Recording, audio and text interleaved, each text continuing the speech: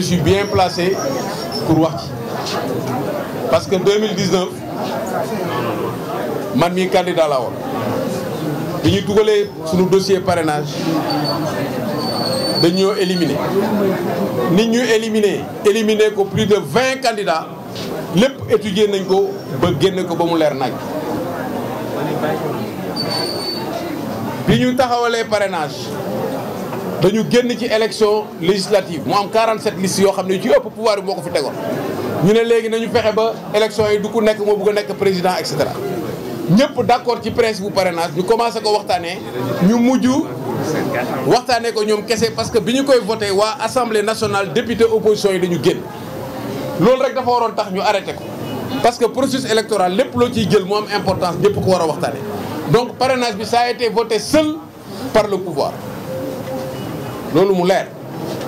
bi ñu demee mën a leen FNR Front de résistance nationale mën a leen nañu contrôler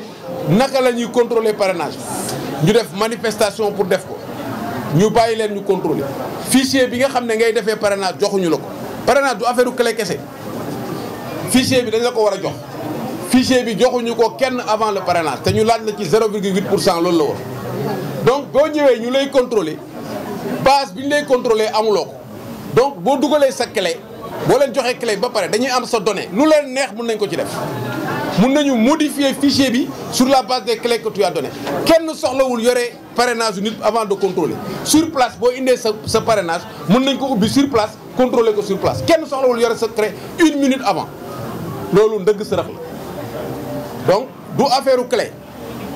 parrainage aujourd'hui ku mun a def recensement de la population 18 millions de personnes te coow jubul war ngaa mun def parrainage boo xam ne bii fichier électoral bi yëpp c'est 7 millions et quelques de personnes aujourd'hui recensement yëpp noo koy defee c'est informatique boo dugalee boo xasee ba dugg bu keneen dugalee même tur bi dootul jàll ñu def ko def joxe ay tablettes nit ñi def bu jeexee ñu ne la yeggal nga minimum da ngay continuer wala continuer woo donc dañ ko organiser pour éliminer des candidats moom laa leen wax actuellement ñu ngi xool yan candidat la ñuy éliminer ci fichier loolu laa leen duñ ko nangooti léegi nag ñun nekk ñu ci ay hypothèse u buñ la éliminer nii lii ñu liggéey ci parrainage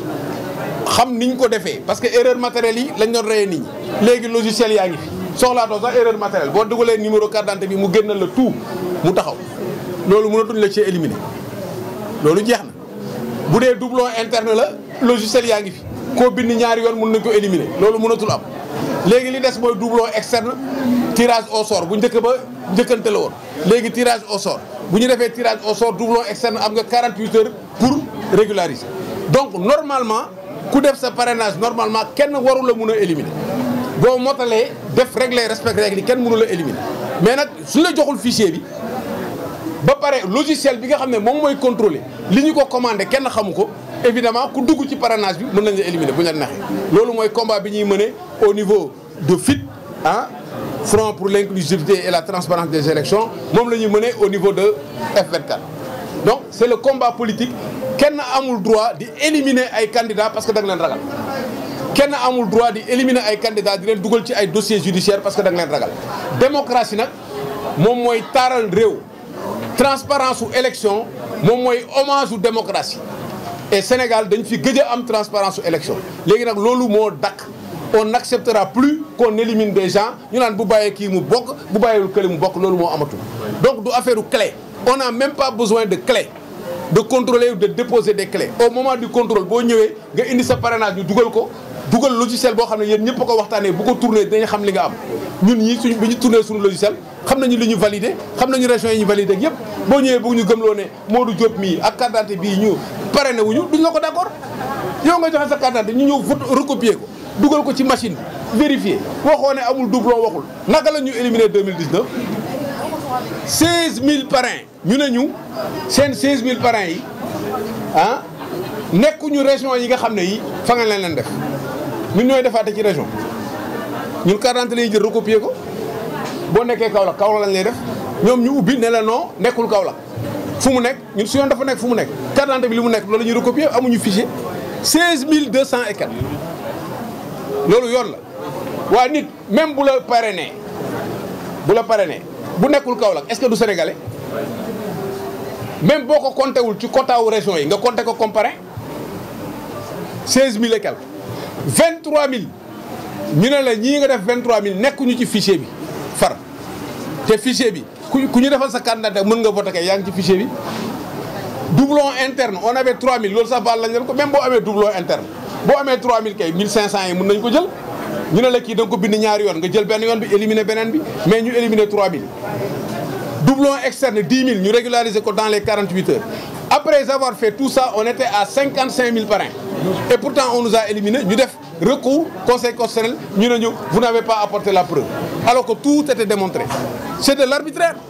C'est ça qu'il faut refuser. Et dans la presse, il faut ngeen xam éléments yi am na ñoom dañuy wax parrainage ñu wax woy est-ce que di nga am parrain est-ce que bu ñu la éliminer c'est pas comme ça qu'il faut traiter la question c'est une question démocratique est-ce que c'est un filtre pour permettre aux meilleurs de passer ñu organiser ko ba nga xam ne dinañu fexe 2, 3, 4 personnes ñu parrainer leen ñu bokk ou bien est-ce que c'est un moyen qu'on donne à l'État pour mu daaneel ay nit c'est ça le vrai débat donc mun nañ ci def lu leen neex mais ñun tamit lépp lu ñu def rek ñu ngi fii pour xeex ak ñoom pour que effectivement ñu xam ne Sénégal ñun ñoo ko bokk loolu mooy sama réponse ci question merci. question bu am solo la parce que ku bëgg a nekk président Sénégal te xamuloo environnement ñi la wër ak risques yi ci toj-toj ngay dëkk diplomatie mën nga yeewu sax jël décision ne damay dem visiter Niger. mu am conséquence diplomatique yoo xam ne doo xam lan la wala nga yeewu ne sama première visite France laa koy def mu indi conséquence boo xam ne kenn xamul lan donc réew boo ko bëggee diriger da ngay am ce qu'on appelle la maîtrise géopolitique boo xamul géopolitique bi doo dem géopolitique fii Afrique de l'Ouest li fi am mooy dafa am menace sécuritaire boo xam ne bii dafay tàmbali te jeexagul Sénégal nekk ci genre îlot boo xam ne bii c'est précaire pour le moment yeggseegul mais on ne sait jamais lu tax mu nekk îlot déjà sunu biir dafa am dëkk bu fa nekk Gambie mu nekk benn situation d'instabilité boo xam ne bii yéen ñëpp gis ngeen Guinée-Bissau à côté instabilité bi c'est lié au fait que pouvoir yooyu toujours dañu leen di menacer ci ay coup d'état munoo toog ñaari at yu mot yoo xam ne yi doo dégg na am na coup d'état wala mu ngi am na menace de coup d'état wala dissoudre nañu institution wala loolu am na moo tax Sénégal ñi indi affaire u fitna xamuñu lan mooy réew boo demee ci dëkku fitna ba gis nit ñi lu ñuy vivre nga xam ne fitna baaxul ci réew doo tal leneen gis nañu réew yoo xam ne yi nit day jël otoom jaay ko pour am benn saaku ceeb am na ñoo xam dañuy toog du ñu am lu ñu lekk di toog di souffrir ba dee parce que bu génn dee la toog ci biir lu ñu jot lekk kon ci sunu biir déjà on a un problème sécuritaire dañu am intérêt avec ces pays-là ñu am alliance bu solide boo xam ne ça nous empêche de faire la guerre entre nous et ça stabilise le pays moom la allemand yi defoon ak français yi bu ñu génnee ci deuxième guerre mondiale pour bañ a xeexante seen biir dañu def la communauté économique du charbon et de l'acier ñu boole seen charbon ak seen acier def benn communauté boobu moo jur Union européenne ba nga xam ne France ak Allemagne du ñu am problème mukk ci àdduna parce que seen intérêt dafa jaxasoo loolu moom mooy géopolitique. aujourd'hui suñu géopolitique mooy dañu war a fexe ñun ak Guinée-Bissau ak Gambie ak Guinée bi nga xam ne moo nekk suñu wet nga xam ne dafa am ay millions de Guinéens yu nekk fii Sénégal ba pare am ay richesses ñetti dëkk yooyu ak ñun dañu war a nekk benn moom laay wax la fédération de l'Atlantique Ouest moom laa développé ci sama livre au chapitre 9 ah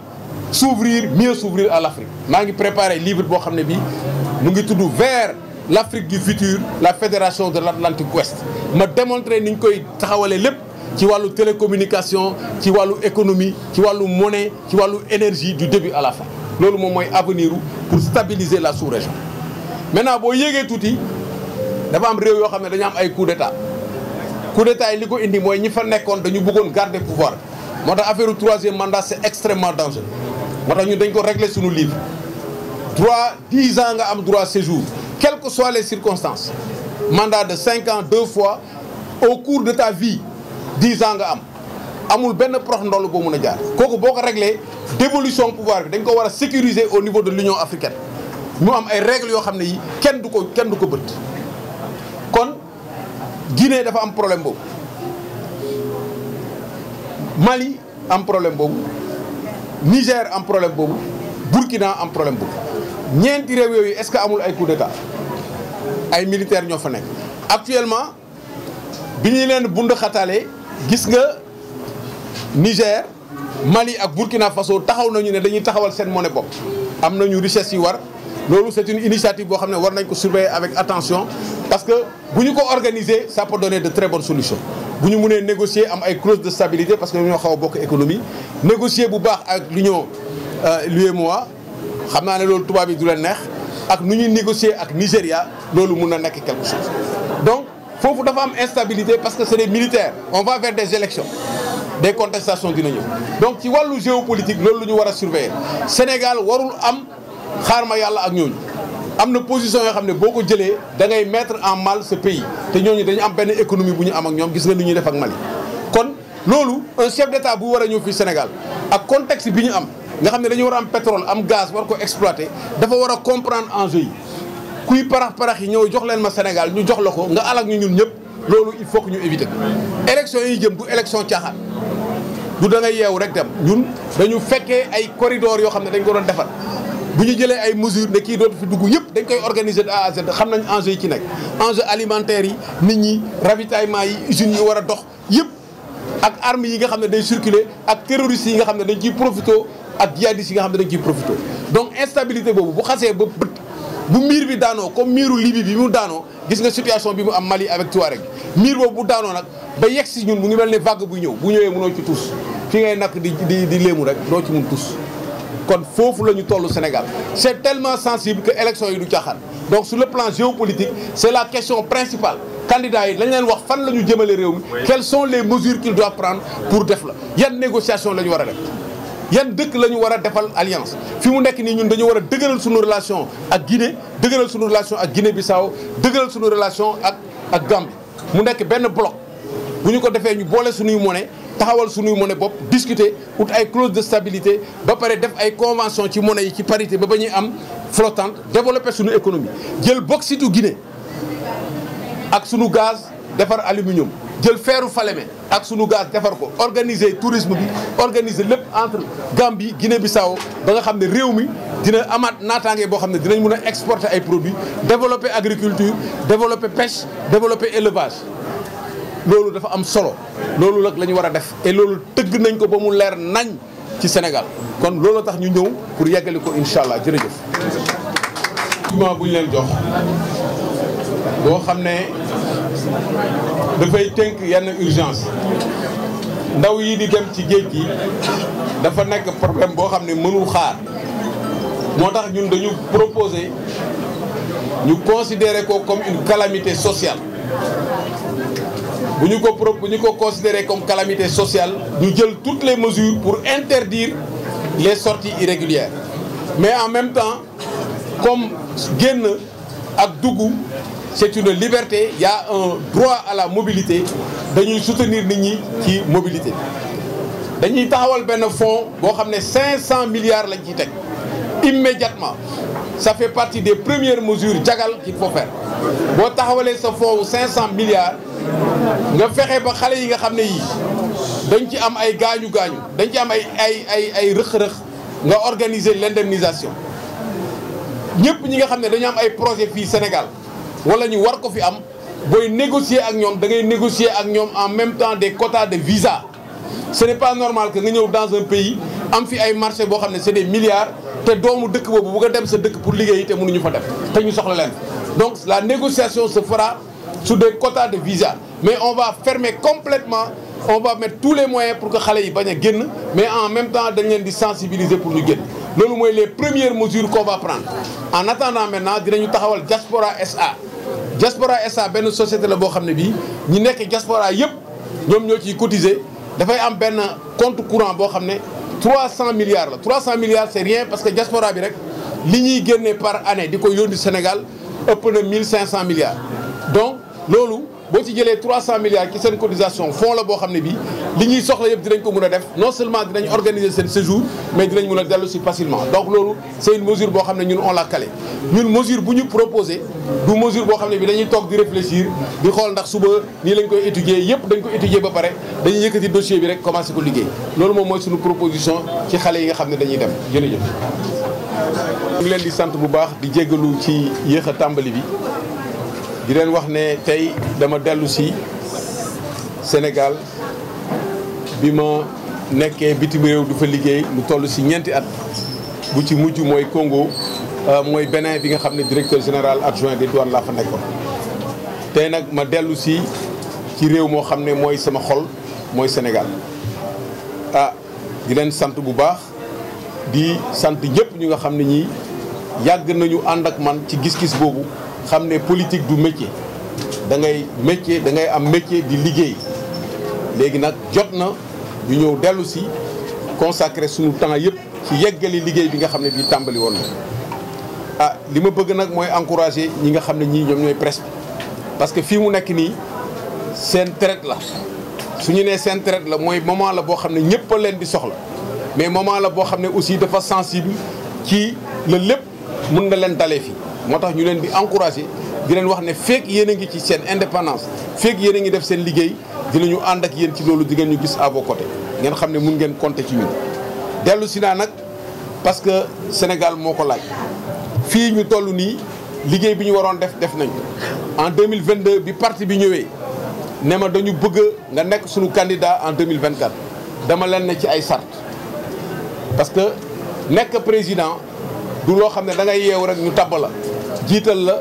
boot la naa yaay sunu candidat wala ngay xaar ñu tabb la yow yaay am sa ambition bopp ba pare réunir condition ambition bi mu ngi nii ma ne leen lu njëkk boo bëggee jël réew da ngay am programme man am naa livre programme liggéey nañ ci bu yàgg dinaa ko génne livre programme bi ma jox leen ko collectif cadre bi liggéey ko valider ko woo lu toll ci téeméeri expert ñu valider ko mu nekk programme boo xam ne bu taxaw la loolu condition boobu réunir beneen condition bi mooy ñu fexe ba dajale caution boo xam ne bii dinañu ko mën a teg pour bokk ci élection yi beneen bi ci tegu mooy affaire u parrainage bi nag boo leen gisee ñun ñu ci bare gisuñu ñuy lambar yi ci mbedd mi di wut ay parrainage parce que parrainage populaire foofu la piège bi nekk dañuy dem ramasser ay millions yi parrainage daal di ko bootal ay nit soo dugalee sa dossier ñu faagaagal la ne la da nga am doublon wala ñu indil la ay tur yoo xam ne ay ñoo xam ne bokkuñu ci fichier bi ñun nag parrainage bi ñu def parrainage de proximité la ak parrainage partisan sunuy militant ak sunuy cadre ak sunuy nit la ñu jël defar ko ba mu ne cocc ma ne la parrainage bi amul fu nit ñi mën a jaar ba indil ñu loo xam ne léegi dinañu ko créer am na nag maa ngi def mise en garde nag ci affaire parrainage bi la bëgg ngeen xam am na ay société yoo xam ne yi ñu ngi def excès de zèle ne dañuy dimbale nguur gi ci affaire parrainage di ut ay base de données di ko jéem a utiliser yëg naa ko avertir naa nag foofu laa yem carte d'identité yi nga xam ne aussi dañ koy defar nañ ko jox seeni borom directement bu mu jaaree ci fenn am na lu ma ci yëg nañ ma moytu ñaareel baa nga noonu ci affaire parrainage kon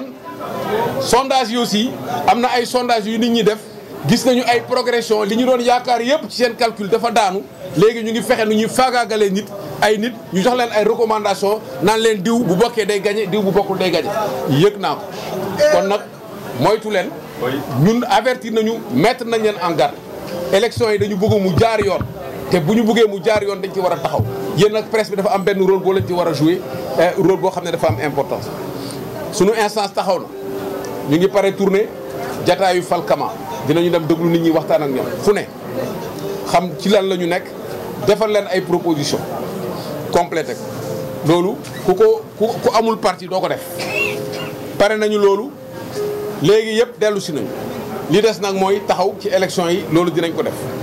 li ma bëggoon nag mooy sant ñëpp ñi nga xam ne ñi liggéey nañ ci jataay boobu nag bu ñu ko defee ba pare dañu ñëw Sénégal wax ne fii ñu tollu Sénégal ñëpp xam nañu ne ñàkk loo dundee moo fi nekk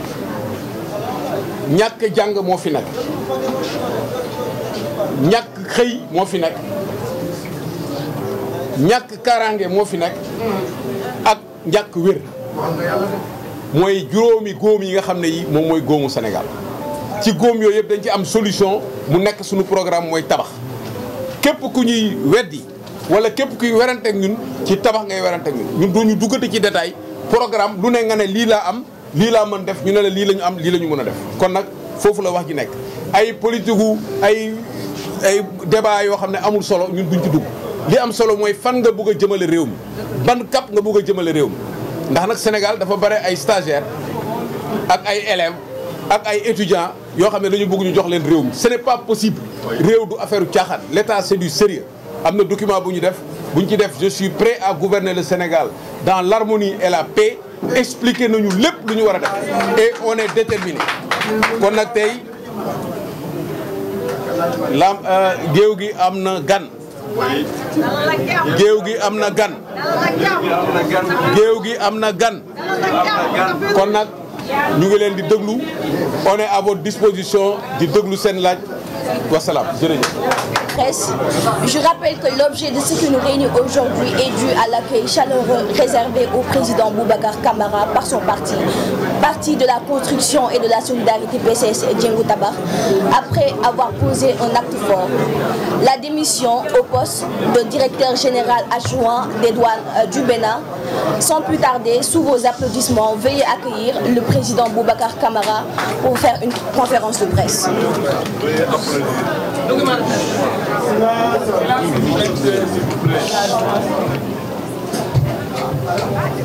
Bonsoir tout le monde.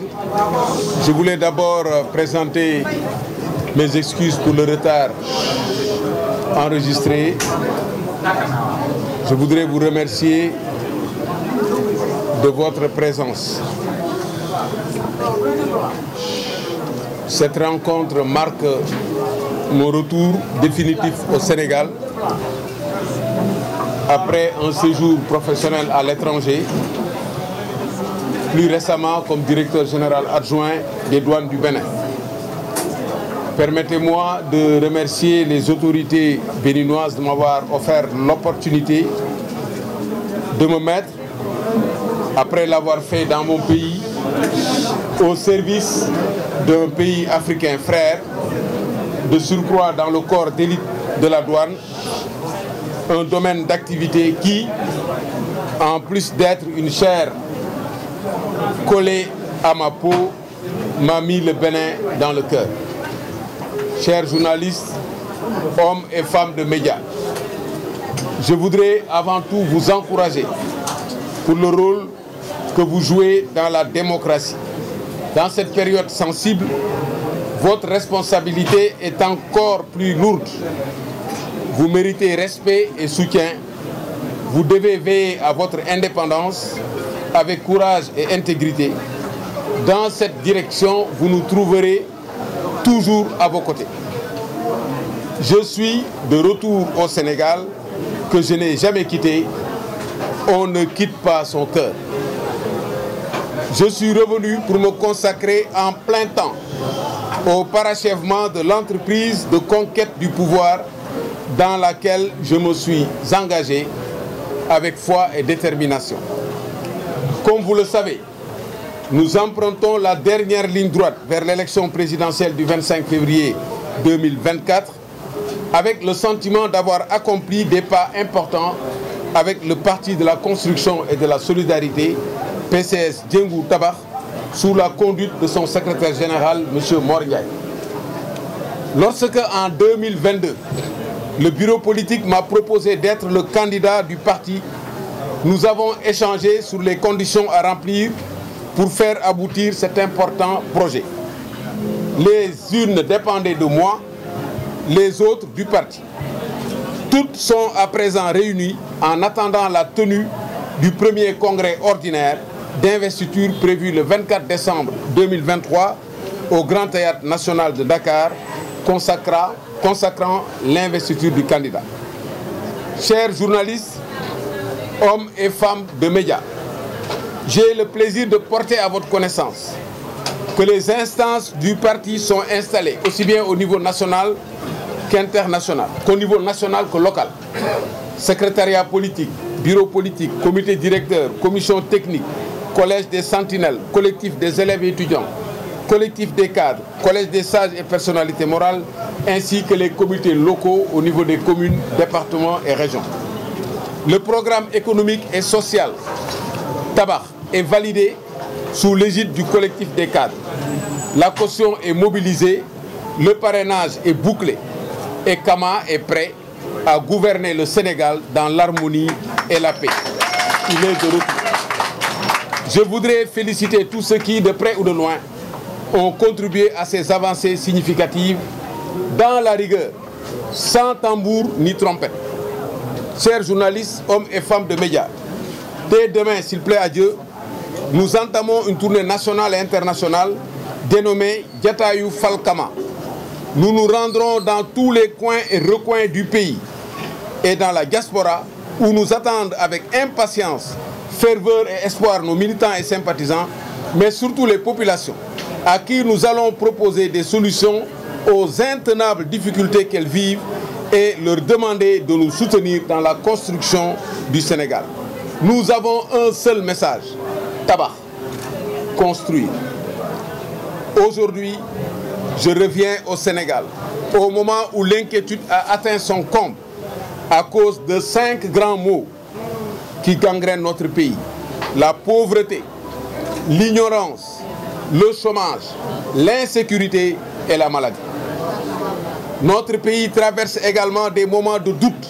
avec les crises de l'éducation, de la santé, une recrudescence de l'immigration irrégulière, une mauvaise gouvernance systémique. D'importantes réformes sont à entreprendre et des défis vitaux sont à relever dans un contexte sous-régional et mondial sensible pour un pays futur producteur de pétrole et de gaz. Enfin, la tournée Jatayu Fal Kama m'offre l'agréable occasion d'écouter directement mon peuple, de le consulter, de partager ses inquiétudes et de lui présenter des solutions que je préconise et dont je ferai une fidèle restitution jusqu'à l'élection présidentielle du 25 février 2024. Chers journalistes, hommes et femmes de médias, je vous invite à nous accompagner dans cette mission. Je reste à votre aimable disposition pour répondre à votre question. Je vous remercie. Merci.